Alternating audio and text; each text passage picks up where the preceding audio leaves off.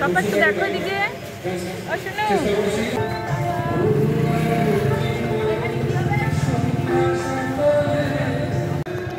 মা দেখো এদিকে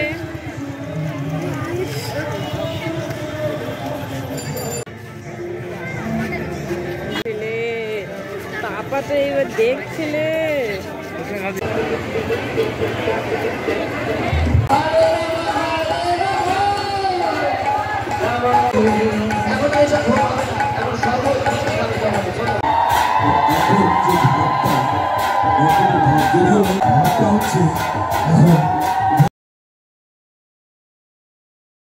welcome back to our new blog बोलो बोलो बोलो आज हलो 27 जून आज के हलो रथयात्रा आमार जानूर फार्स्ट रथयात्रा जा दूध खेয়েছে সবগুলো আজকে হলো দুধ তো নালে 3:30টার সময় রথ বের হবে তো দেখি আমাদেরও যাওয়ার ইচ্ছা আছে কি হয়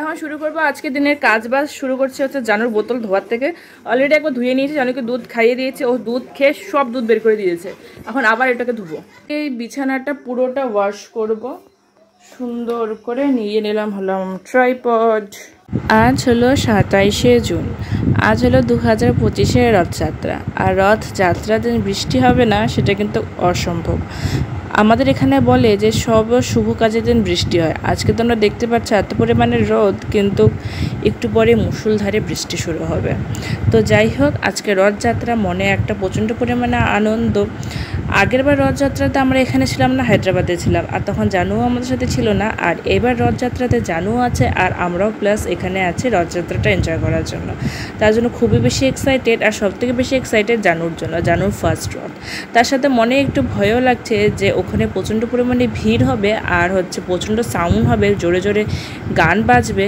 তো জানু ভয় পায় নাকি এটা নিয়ে একটু টেনশনে আছি তাই ভাবছি যে জানু যদি ভয় পায় তাহলে ওখানে আমি বেশিক্ষণ থাকবো না জানুকে নিয়ে চলে আসবো কিন্তু ওকে নিয়ে একবার যাব কারণ জগন্নাথের দর্শন আমি জানুকেও করাবো যেহেতু জানুর এটা ফার্স্ট রথ তো চলো এদিক দিয়ে রৌদ্র উঠেছে আর কিছু ধোয়া কাপড় টাপড় আছে যেগুলো মেলে দিচ্ছি আর দেখো মেলে দিতে এসে এদিকে আমি মাকে ডাকছিলাম আসলে দোকানে কাস্টমার এসেছিলো আর ঘরের থেকে জানো তো একদমই শোনা যায় না দোকানে যদি কেউ ডাকে তার জন্য আমি তো শুনতে পেরেছি যেহেতু আমি বাইরে কাপড় মেলছি তাই আমি গিয়ে একটু মাকে ডেকে আসলাম তারপরে এদিক দিয়ে আবার রোদ্রে সবগুলো কাপড় মেলে দিচ্ছি আর এই যে কাপড় মেলে দিচ্ছে এগুলো সব কাপড় জানো তো বৃষ্টিতে ভিজে যাবে কারণ এই যে কাপড় মেলে যাচ্ছে তার একটু পরে ঝমঝমে অনেকক্ষণ বৃষ্টি হবে তারপরে আবার কিছুক্ষণ রোদ দেবে তারপরে আবার বৃষ্টি হবে আমি ফ্যানের নিচে ভয়েস ওভার করছি কারণ প্রচণ্ড গরম যতই বৃষ্টি হোক আজ কিন্তু যেদিন আমি এডিট করছি ওই দিন কিন্তু প্রচণ্ড পরিমাণে রোদ উঠেছে তাই প্রচণ্ড গরম তো ফ্যান ছাড়া সত্যি একটু বেশি কষ্টকর তার জন্য ফ্যানের নিচে শুয়ে শুয়ে এডিট করলাম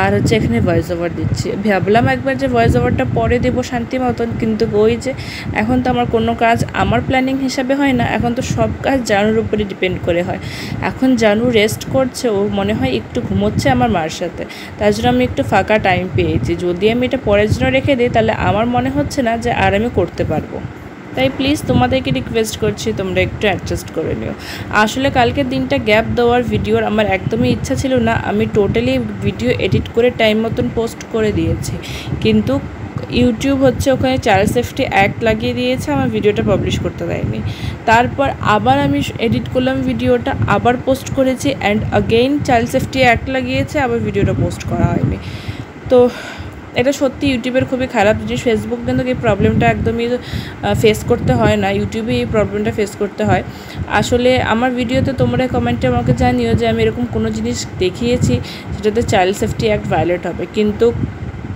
ইউটিউব দেয় আমার অনেকগুলো ভিডিওতে ইউটিউব চাইল্ড সেফটি অ্যাক্ট দিয়েছে তার জন্য আমার ভিডিওগুলো পাবলিশ করাই হচ্ছে না আসলে কি বলতো আমার ভিডিও করার একটাই মোটিভ যে এই জানুর যে ছোট্টখাটো স্মৃতিগুলো সেগুলো আটকে রাখার দেখো চলে এসেছে বৃষ্টি এই সকালে দেখালাম কি পরিমাণ রোদ এখন দেখো হচ্ছে বৃষ্টি আজকে রথযাত্রা জানার কথা যে বৃষ্টি হবে তো এগুলো বাসন আমি কালকে মেজে রেখেছিলাম এগুলো সরিয়ে দেই খুব জোরে বৃষ্টি হচ্ছে আর এদিকে দেখো মেশিন চলছে 34 মিনিটস দেখাচ্ছে 34 মিনিটস আর এগুলো এখন রেখে দিই তো এদিকে দেখো বসিয়ে দিলাম একটু ম্যাগি। বাইরে পড়ছে বৃষ্টি, তো বৃষ্টি দেখে মন করলো যে একটু ম্যাগি খাই। আমি তো ভেজ আটা ম্যাগি নিয়ে এসেছি, তো ওটাই এবার ইন্ডাকশনের মধ্যে বসিয়ে দিচ্ছি। আর ভেবেছি একটা বাড়ি খাবো, তো একটা বাড়ি বানিয়েছি। তো যাই হোক, এদিক দিয়ে ম্যাগি বানাতে বানাতেও একটা খুব কি বলবো বাজে ঘটনা হবে, সেটাও তোমরা দেখতে পারবে।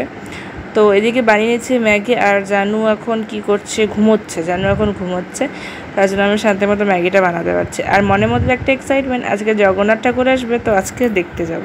তো করতে কারেন্ট চলে গেছে, দেখো ইন্ডাকশন বন্ধ হয়ে গেছে। এখন হচ্ছে বানাবো আমি গ্যাসে। এই যে এখন ম্যাগিটা ট্রান্সফার করে দিলাম এখানে। অনেক আগেই হয়ে যেত, যেহেতু কারেন্ট চলে গেছে, তার জন্য গ্যাসে আবার দিয়ে দিলাম। আর দেখো বাইরে বৃষ্টি হচ্ছে, বৃষ্টির মধ্যে ম্যাগি খাওয়ার মজাই আলাদা।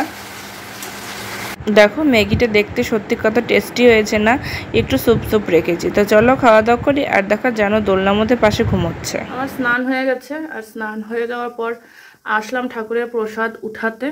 এই দেখো সবাইকে কি সুন্দর করে পুজো দিয়েছে, মা দিয়েছে। আমার এই ছোট্ট দুই সোনাকে খুব ভালো লাগছে দেখতে, সবাইকে খুব ভালো লাগছে দেখতে। আর আজকে প্রসাদে আছে লাড্ডু, দেখো লাড্ডুর মধ্যে কত পিঁপড়ে উঠে গেছে, লাড্ডু আর জল। আজকে হলো রথযাত্রা। ও আমার তরফ থেকে সবাইকে ভেরি হ্যাপি রথযাত্রা। আসলে আজ পুজো মাই দিয়েছে, কিন্তু কোনো প্রবলেমের জন্য মা পুজোটা কমপ্লিট করতে পারেনি। তো এখানে স্নান করে এসে আমি ঠাকুরকে প্রণাম করে নিলাম, আর পুজোটা কমপ্লিট করে নিলাম। কমপ্লিট বলতে এই যে প্রসাদটা যে উঠাতে লাগে সেটা উঠাতে পারিনি। তো এই প্রসাদটা আমি উঠিয়ে জায়গাটাকে সুন্দর করে ক্লিন করে রাখলাম। আর আমরা কিন্তু ঠাকুরের জলটা ফেলি না, ঠাকুরের জলটা মা প্রসাদ হিসাবে গ্রহণ করে। তো এদিকে আজকে দেওয়া হয়েছিল ঠাকুরকে লাড্ডু। আর দেখো লাড্ডুর মধ্যে কি পরিমাণ পিঁপড়ে উঠেছে, কি পরিমাণ পিঁপড়ে উঠেছে। আছে আলু ঝিঙ্গে দিয়ে পাতলা ঝোল, করলা ভাজা, পটল ভাজা, ডাল, শসা। আর ওই দিকে দেখো গ্যাসের উপরে হচ্ছে ঢেঁকি শাক ভাজা। মা আনতে যাচ্ছে ঢেঁকি শাকটা।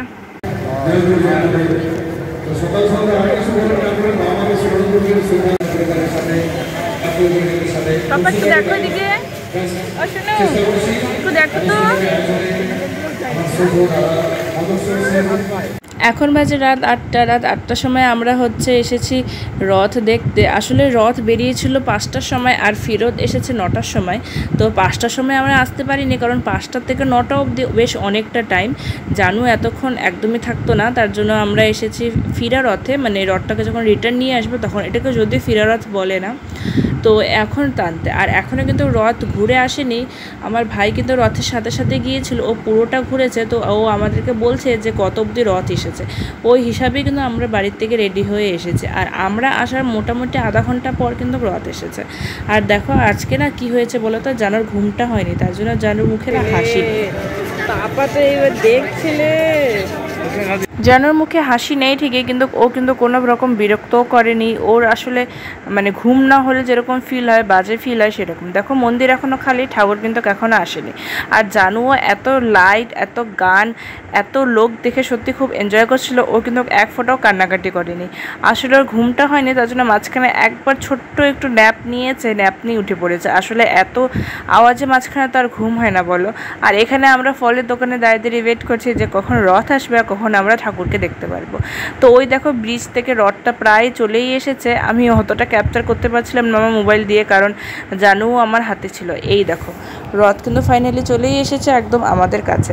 আর এই যে সবার ফার্স্টে চলছে হচ্ছে ডিজে গান চলছে। আর ওই যে রেড কালারের টি শার্টটা দেখতে পাচ্ছ, ওটা আমার ভাই জানুর মামা, সবার থেকে লম্বা এখানে। আর দেখো কি পরিমাণ ডান্স। সত্যি এই জিনিসগুলো খুব মিস করবো যখন আমি হায়দ্রাবাদে থাকবো। নিজের জায়গা কিন্তু নিজের জায়গার মতনই হয়। আমি আগে খুব ভয় পাচ্ছিলাম যে এত ভিড়ের মধ্যে জানুকে নিয়ে কীভাবে রথটা টানবো, কিন্তু সত্যি বলছি কোনো রকম কোনো প্রবলেমই হয়নি। খুব ভালোভাবে আমরা রথ টানতে পারছি। আর রথে যে রশিটা ছিল ওটা জানুর হাতেও ধরিয়েছি, সেও ধরেছে, আর জগন্নাথ ঠাকুরও দেখেছে। আর এখন রথে একদম মন্দিরে নিয়ে আসা হলো। এদিকে দেখো শিলা প্রভুপাদের গাড়িও গেছিলো, তো শিলা প্রভুপাদও চলে এসেছে। আর এখন নামানো হবে ঠাকুরকে। আর এদিকে দেখো জানু প্রায় ঘুমিয়েই পড়েছে আমার কোলে, ওর এত পরিমাণ ঘুম পেয়েছে। সত্যি কিছু কিছু জিনিস না মানে সত্যি মানে কোনো তুলনা হয় না। যেরকম আজকের ইভেন্টটাই আমি সত্যি ভাবতে পারি না জানু এত এনজয় করবে। ও ঘুম চোখেও এত পরিমাণে এনজয় করেছে, আমাদেরকে একদমই ডিস্টার্ব করেনি। আর এই রথযাত্রাতে একজনকে খুব পরিমাণে আমি মিস করছিলাম, সে হলো জানুর পাপা। জানুর পাপাকে আমি ভিডিও কল করে যদিও দেখিয়েছি, কিন্তু ভিডিও কল আর সত্যিকারে থাকার মধ্যে আকাশ পাতাল তফাৎ।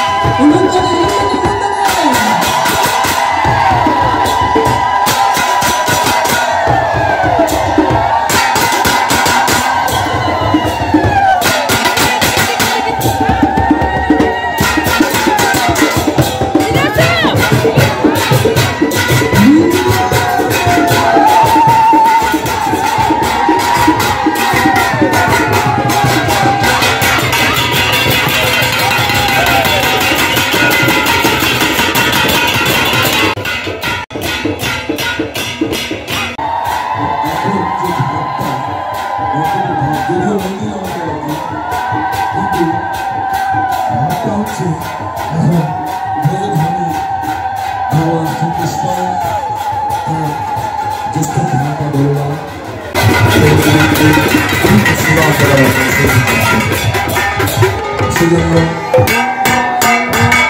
আমাদের মনে হচ্ছে